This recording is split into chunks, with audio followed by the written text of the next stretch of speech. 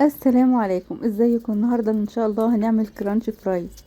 انا يعني مرضتش اسجل الصوت من اول الفيديو عشان تسمعوا القرمشه وقد ايه هي جميله. وهنسمي الله كده بقى. اقول لكم معانا هنا بطاطستين، هنقشرهم ونقطعهم صوابع، بس تكون صوابع سميكه شويه علشان نقدر ان احنا إيه نتحكم فيها وما تتهريش معانا على طول. تمام. انا هنا قشرت البطاطس اهوت وهبدأ اقطعها معاكم. النهاردة انا سجلت الفيديو بصوتي علشان في النهاردة تريكات كده في الوصفة، لازم اقول لكم عليها بصوتي، ما ينفعش بالكتابة خالص، لان انتوا مش هتاخدوا بالكم اصلا. في ناس كتير بتركز في عمايل الوصفة، وما بتركزش ان هي تقرأ ايه اللي مكتوب. اللي بيعرفني بقى التعليقات. فقلت النهاردة هسجل الفيديو بصوتي علشان ايه كل حاجة تبقى واضحة في الوصفة ان شاء الله. هنا خلاص خلصت تقطيع البطاطس اهوت. هقطع التانية برضو مع نفسي كده علشان ما اطولش عليكم الفيديو. وهروح جايبه بولة حاطه فيها البطاطس وهنزل عليها بميه اغسلها كويس. تمام كده. وفي حله بقى على النار هحط فيها حوالي لتر ميه او نصها كده، وهنزل بالبطاطس. انا عايزه البطاطس تتسلق معايا سلقه الا ربع، يعني ايه، لا مستويه قوي ولا مش مستويه. ليه؟ لان لسه هتتحمر، فاحنا عايزينها تكون ماسكه نفسها. تمام. هنا خلاص استوت معايا اهي. انا خدوا بالكم ما حطيتلهاش ملح في الميه ولا اي حاجه. نيجي بقى لتجهيز الكفر. معايا هنا كوبايه دقيق عادي ابيض، ونص كوبايه دقيق ذره اللي هو الاصفر ده، معلقه نشا كبيره، وكيس بيكنج باودر، وربع معلقه صغيره بيكنج صودا اللي هو كربوناتو، معلقه ملح كبيره، وكمان بصل باودر وتوم باودر وكمون وكمان كركم. ماشي. اخر حاجه بقى معايا البابريكا.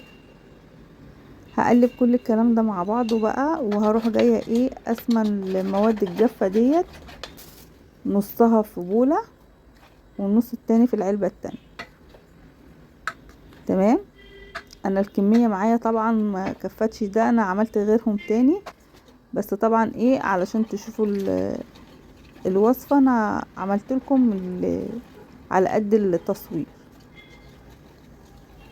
تمام. هنزل بالميه كده بالتدريج لحد ما اوصل للقوام اللي هو السائل اللي زي عجينه الكريب كده. تمام كده اهو، هو ده القوام المطلوب. هجيب بقى البطاطس كده وانزل بالصوابع بتاعتي في العجينه السائله دي، وهروح جايه نازله بيها في الكفر البودر. تمام كده. هنا بقى ايه التركايه اللي انا عايزه اقول لكم عليها. همشي بيها بقى كده ايه واحده واحده.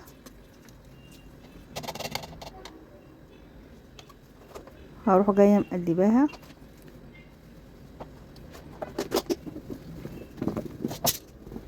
تمام كده. وهروح بقى على الزيت. هحط الزيت على النار وهستنى لما يسخن، واروح جايه نازله بالبطاطس.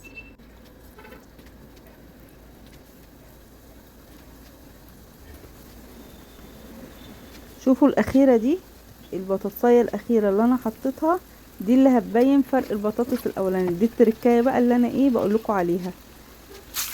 انا حسيت ان البطاطس الاولانيه اللي انا حطيتها دي الكفر عليها مش سميك كده ورقيق، فقلت ايه طب انا هعمل واحده هرجع الكفر فيها تاني واعمل نفس الخطوات.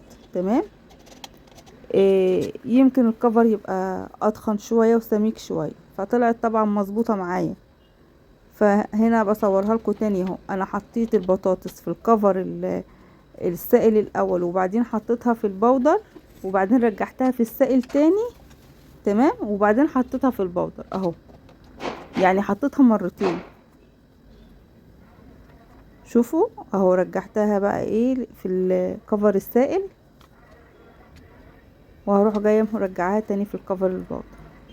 يعني المره الاولانيه انا حطيتها في الكفر السائل وبعدين في الكفر البودر وبعدين في الزيت، لا انا المره دي بقى حطيتها فين، حطيتها في الكفر السائل وبعدين الكفر البودر وبعدين رجعتها تاني الكفر السائل وبعدين رجعتها تاني الكفر البودر وبعد كده الزيت.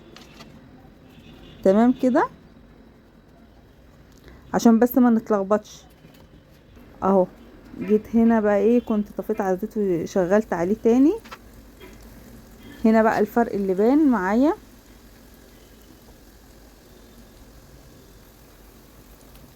عايزه اقول لكم ريحتها خطيره جدا وهي بتتحمر. شوفوا ماسكه نفسها، لا بتتفرفت معايا ولا الكفر بيسيب ولا بيقع ولا اي حاجه خالص. ما شاء الله تحفه تحفه. يا رب الوصفه تنول رضاكم، وما تنسوش تعملوا لايك وشير للوصفه على قد ما تقدروا، ومتابعه للصفحه. تمام هخلص كل الكميه بقى، وعايزه افكركم ان احنا ما صليناش النهارده على رسول الله عليه الصلاه والسلام. يلا بينا نصلي على رسول الله صلى الله عليه وسلم. تمام هنا خلاص بحمرها. شوفوا شكلها تحفه، اللي يشوفها يقول ستريبس على فكره، والكفر بتاعها مقرمش وجميل. انا سايبه صوت الفيديو اللي انا مسجله بيه، يعني صوت القرمشه وصوت كل حاجه سايباها، مش كاتمه الصوت ولا حاجه.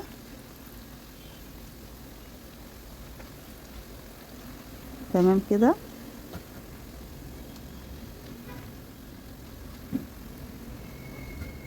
ما تنسوش بقى تقولوا لي بتتابعوني من اي بلد، عشان بيسعدني جدا تعليقاتكم، وبتقولوا لي انتوا بتتابعوني منين.